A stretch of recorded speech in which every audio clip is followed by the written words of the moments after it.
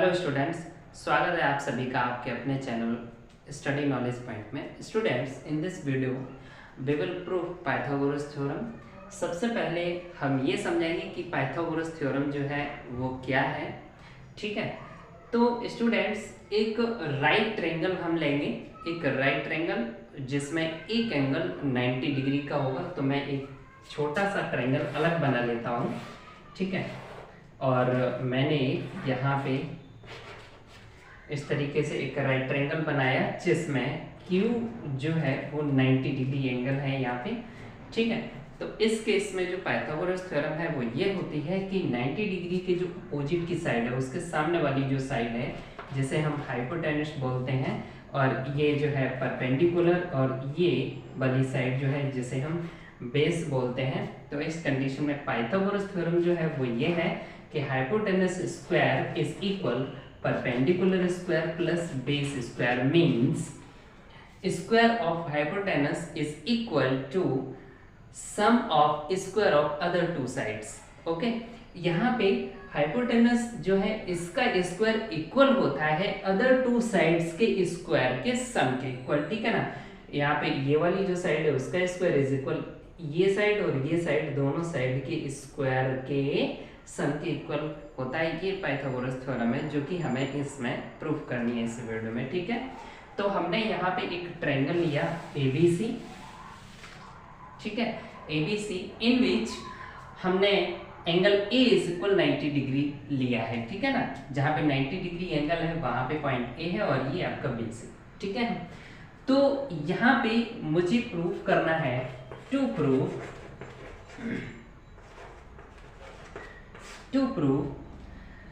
90 degree के जो just opposite की जो साइड होती है, you know hypotenuse means BC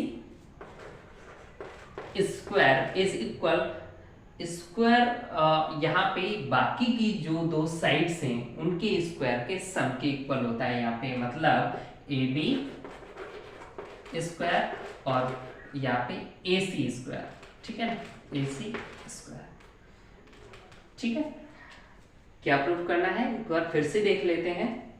90 degree के अपोजिट की साइड हाइपोटेनस मींस BC का स्क्वायर इज इक्वल यहाँ पे जो अदर टू साइड्स हैं उनके स्क्वायर्स के सम के इक्वल होता है हाइपोटेनस का स्क्वायर। ठीक है, ये मुझे यहाँ पे प्रूफ करना है। स्टूडेंट्स, यहाँ पे थोड़ा सा कंस्ट्रक्शन करेंगे हम लोग। वो कंस्ट्रक्शन क्या है कि ड्रॉ यहाँ पे एक लाइन मींस परपेंडिकुलर हम ड्रॉ करेंगे BC पर, जिसे हमने लेट कर लिया AD। ठीक है ना, कंस्ट्रक्शन किया मैंने यहाँ पे थोड़ा सा draw AD is perpendicular to BC। ठीक है, ये जो BC साइड है मींस हाइपोटेनस जो है उस पर हमने A पॉइंट से एक परपेंडिकुलर ड्रॉ कर दिया। ठीक है, इतना सा कंस्ट्रक्शन आपको करना पड़ेगा। ठीक है, अब हम यहाँ पे प्रूफ करेंगे। तो देखिए स्टूडेंट्स, यहाँ पे क्या है, सिमिलरिटी का थोड़ा सा रूल यहाँ पे यूज होगा। तो इसकी कुछ मैं स्टेप्स आपको बताऊंगा यहाँ पे जो आपको मतलब याद रहे कि किस तरीके से पाइथागोरस थ्योरम को हमने प्रूफ किया था, या फिर आगे हम किस तरीके से उसको पाइथागोरस थ्योरम को प्रूफ करेंगे। एक थोड़ा सा एक ऑर्डर देखते हैं, एक उसका जो है ना तरीका देखते हैं कि किस तरीके से हम इसको प्रूव करेंगे। तो थोड़ा सा आपकी माइंड में ये कॉन्सेप्ट बैठ जाना चाहिए। तो मैं इस तरीके से इसको समझाने की कोशिश करूंगा। ठीक है ना, यहाँ पे आपको क्या करना है, इतना करने के बाद में यहाँ पे आप देख पा रहे हैं एक ट्रायंगल ये बना, एक ट्रायंगल ये बना। ठीक है, और एक ट्रायंगल आपका पूरा है जिसे हमने पहले लिया था ABC, और कंस्ट्रक्शन के बाद में दो ट्रायंगल और हमारे यहाँ पे बन गए। ठीक है ना, तो ओवरऑल 3 आपको ट्रायंगल यहाँ पे मिल रहे हैं, एक ये और एक जिसे हम पूरा बोल सकते हैं। ठीक है ना, तो यहाँ पे आपको क्या करना है, पहली बार में आपको ये वाला ट्रायंगल, ये छोटा वाला ट्रायंगल और पूरा ट्रायंगल लेके चलना है। एक स्टेप ये हो जाएगा। अगले स्टेप में आपको ये वाला ट्रायंगल और पूरा ट्रायंगल लेके चलना है। मतलब इन दोनों ट्रायंगल्स को, मतलब दोनों स्टेप में हमें सिमिलर प्रूफ करना है, और सिमिलर प्रूफ करने के साथ साथ हम पाइथागोरस थ्योरम को प्रूफ कर देंगे। तो यहाँ पे थोड़ा सा समझिए, देखिए यहाँ पे ट्रायंगल ABD हमने लिया। ठीक है ना। ट्रायंगल कौन सा लिया, एबीडी, और इसी के साथ में हम पूरा एक बड़ा ट्रायंगल लेंगे एबीसी, ठीक है ना। अच्छा, करस्पॉन्डिंग का भी थोड़ा सा ध्यान रखेंगे। मैंने similar figures and congruent figures के बारे में थोड़ा सा बताया था, एक वीडियो मैंने अपलोड किया हुआ है, वहां से थोड़ा सा आप उस कॉन्सेप्ट को समझ सकते हैं। फिर भी हम यहाँ पे एक बार थोड़ा सा करस्पॉन्डिंग का मतलब बताएंगे आपको, ठीक है। तो हम यहाँ पे लिखेंगे इन ट्रायंगल, ध्यान से देखना कि जब हम इसको ए बी सी लिखेंगे, बड़े से ट्रायंगल को ए बी सी लिखेंगे, तो हम स्टार्ट कर रहे हैं ए से, जहां 90 डिग्री का एंगल है, ठीक है ना। ए बी सी, तो 90 डिग्री का जो एंगल है वहां से हम इसको स्टार्ट कर रहे हैं। तो मैंने यहाँ लिखा in triangle A B C and triangle. अब हम ट्रायंगल ये वाला ले रहे हैं, तो हम ये वाला ट्रायंगल कहां से स्टार्ट करेंगे, डी से, क्योंकि देखो ये 90 डिग्री एंगल है तो ये भी 90 डिग्री होगा, है ना। तो यहां से स्टार्ट करेंगे डी बी ए, ओके। तो क्लियर हो गया होगा। तो लिखने का जो तरीका है, वैसे बेसिकली आप लिख सकते हैं A B D, no problem, but जो सही तरीका है करस्पॉन्डिंग के अकॉर्डिंग वो यही है, ठीक है ना। And triangle ABC and triangle dB है। अब यहाँ पे आपको देखना है कि आपके पास क्या है, वी हैव क्या क्या है कि एबीसी ट्रायंगल जो बड़ा ट्रायंगल है, इसमें ये वाला जो एंगल है 90 डिग्री है ना, ये वाला एंगल 90 डिग्री है। तो और इस वाले ट्रायंगल में जहां मैंने दूसरा लिया डीबीए में, ये वाला आपका 90 डिग्री है। तो हमें दोनों ट्रायंगल्स में एक एंगल 90 डिग्री मिल रहा है, दोनों में 90 डिग्री 90 डिग्री, ठीक है। तो हम यहाँ पे लिखेंगे इस वाले एंगल को, इसको आप BAC भी लिख सकते हो, BAC इज इक्वल, और इस वाले एंगल का नाम आप ADB लिख सकते हो, ADB। तो इसका रीजन है each 90 degree angle. Okay students, इसका रीजन आपको मिल गया, ठीक है ना। भाई सिमिलर के लिए मुझे क्या करना होता है, सिमिलर ट्रायंगल्स को प्रूव करने के लिए ओनली मुझे दो एंगल जो है इक्वल मिल जाने चाहिए, ठीक है। तो हम यहाँ पे बस वही दो एंगल इक्वल देखने की कोशिश कर रहे हैं। हमें दो एंगल इक्वल मिल जाएंगे तो ये दोनों ट्रायंगल जो है सिमिलर हो जाएंगे, और सिमिलर हो जाएंगे फिर उसके आगे क्या कंडीशंस होती है वो मैं अभी बताने वाला हूँ, ठीक है।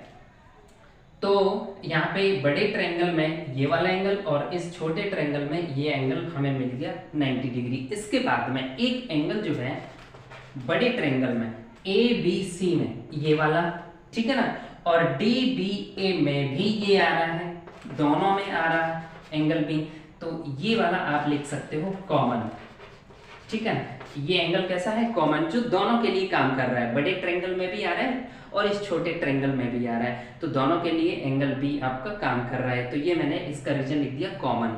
हमें दो एंगल मिल गए, दोनों ट्रायंगल्स के हमें दो एंगल इक्वल मिल गए, मींस ये दोनों ट्रायंगल आपके कैसे हो गए, सिमिलर हो गए, ठीक है।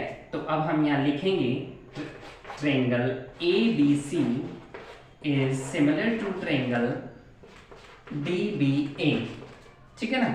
क्राइटेरिया आपको यहाँ पे क्या लिखना है, क्राइटेरिया आपको लिखना है by AA rule of similarity, ठीक है ना। AA रूल ऑफ सिमिलरिटी से हमने इन दोनों को सिमिलर प्रूफ कर दिया। अब जब दो ट्रायंगल सिमिलर होते हैं तो उनकी करस्पॉन्डिंग साइड्स का रेशियो इक्वल होता है, ठीक है ना। जब ये दो ट्रायंगल हमें सिमिलर मिल गए, दैट मींस इन दोनों ट्रायंगल्स की जो करस्पॉन्डिंग साइड्स हैं उनका जो रेशियो है वो इक्वल होगा, वो हम यहाँ पे राइट करेंगे। तो बड़े वाले ट्रायंगल में हम करस्पॉन्डिंग साइड्स देखो ले रहे हैं, तो कैसे लेंगे, बड़े वाले ट्रायंगल में हमने लिया AB अपॉन BC, ठीक है ना, AB अपॉन BC लिखेंगे। देयरफॉर जब ये दोनों सिमिलर हैं इसलिए AB upon BC is equal, ठीक है, AB अपॉन BC, ठीक, बड़े वाले ट्रायंगल का हो गया। अब इस छोटे वाले ट्रायंगल में हम करस्पॉन्डिंग साइड का रेशियो इसके इक्वल लिखेंगे। तो करस्पॉन्डिंग साइड कैसे लिखेंगे, देखो यहाँ पे मैंने A से B तक गए थे, 90 डिग्री से हम इधर आए थे B तक, है ना, फिर B से C तक गए, तो हम 90 डिग्री से स्टार्ट कर रहे हैं। तो अब इस वाले ट्रायंगल में भी हम 90 डिग्री से ही स्टार्ट करेंगे, D से B और B से A, ठीक है ना। या फिर आप ऐसे समझ लीजिए 90 डिग्री से मैंने स्टार्ट किया था AB, और फिर बड़े ट्रायंगल में 90 डिग्री के अपोजिट की जो साइड थी वो ली हमने, ठीक है। तो अब ऐसे यहाँ पे करेंगे, 90 डिग्री जहां पे बन रहा है वहां से स्टार्ट करेंगे, तो DB dB अपॉन, ठीक है ना, dB अपॉन, अब इस 90 डिग्री के अपोजिट की साइड लेंगे तो वो क्या है, BA, ठीक है ना, BA। तो इतना क्लियर हो गया होगा स्टूडेंट्स, ठीक है। दो ट्रायंगल अगर आपको सिमिलर मिल जाते हैं तो सिमिलर ट्रायंगल्स में करस्पॉन्डिंग साइड्स का जो रेशियो है वो क्या होता है, इक्वल होता है, ठीक है। वो मैंने यहाँ पे ये राइट कर दिया, ठीक है। अब यहाँ पे थोड़ा सा इसको कैलकुलेट करेंगे स्टूडेंट्स, क्या करेंगे, क्रॉस मल्टीप्लाई हम यहाँ पे करेंगे, ठीक है ना। देखो यहाँ पे AB और यहाँ पे भी AB है, देखो BA को हम AB बोल सकते हैं, नो प्रॉब्लम। तो AB और AB का हम जब मल्टीप्लाई करेंगे तो ये हो जाएगा AB स्क्वायर, है ना, इज इक्वल। अब इसका इधर हम मल्टीप्लाई करेंगे तो ध्यान से देखिए, यहाँ पे इसका और इसका मल्टीप्लाई करेंगे तो DB इंटू BC हो जाएगा, DB इंटू BC, है ना। इसका इसमें मल्टीप्लाई कर दिया तो मेरा ये बन गया इक्वेशन 1, ठीक है। ये आपका इक्वेशन फर्स्ट बन गया। इसके बाद में सिमिलरली अब हम बड़ा ट्रायंगल मतलब पूरा ABC और ये वाला ट्रायंगल लेंगे। सिमिलरली यही मेथड है। तो स्टूडेंट्स इसमें हम जो है जिस तरीके से मैंने ये क्राइटेरिया यहाँ पे यूज करके इसको प्रूफ करके दिखाया वो ना करके मैं डायरेक्टली इसको लिखने वाला हूँ। बिल्कुल आप सिमिलरली इसी तरीके से इसको लिख सकते हैं। तो हमने यहाँ पे लिखा सिमिलरली देखो क्या AC upon CB is equal, ठीक है ना, AC upon CB is equal. देखो अब यहाँ पे कैसे करेंगे, यहाँ मैंने 90 डिग्री से स्टार्ट किया था, इधर आए, फिर हमने 90 डिग्री के अपोजिट की साइड CB को लिया, है ना। तो वही कंडीशन यहाँ 90 डिग्री से स्टार्ट करेंगे तो DC अपॉन, अब 90 डिग्री का अपोजिट की साइड ये है CA, DC अपॉन CA, ठीक है। ये मैंने राइट कर दिया। अच्छा अब हम इसका रीजन लिख सकते हैं यहाँ पे कि ये जो करस्पॉन्डिंग साइड्स का रेशियो हमने इक्वल लिख दिया, क्यों लिख दिया, वो इसलिए लिख दिया क्योंकि ट्रायंगल ACB जो है वो सिमिलर है, ट्रायंगल ACB जो सिमिलर है वो DCA के, ठीक है ना, DCA के सिमिलर क्यों है वो इस तरीके से, क्योंकि इसमें भी आपको दो एंगल इक्वल मिलेंगे, इसका 90 डिग्री और इसका भी 90 डिग्री, एक एंगल और दूसरा एंगल C जो कि दोनों के लिए काम कर रहे हैं कॉमन।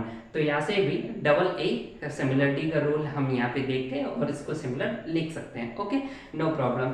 अब इसको भी सॉल्व करेंगे, इसका इधर मल्टीप्लाई करेंगे तो स्टूडेंट CA या फिर AC, एक ही बात है ना, AC या फिर CA, तो यहाँ पे इन दोनों का क्रॉस मल्टीप्लाई करेंगे तो CA स्क्वायर हो जाएगा और इन दोनों का मल्टीप्लाई करेंगे तो DC इंटू ये वाला CB, ये आपका बन गया इक्वेशन नंबर 2, ठीक है ना।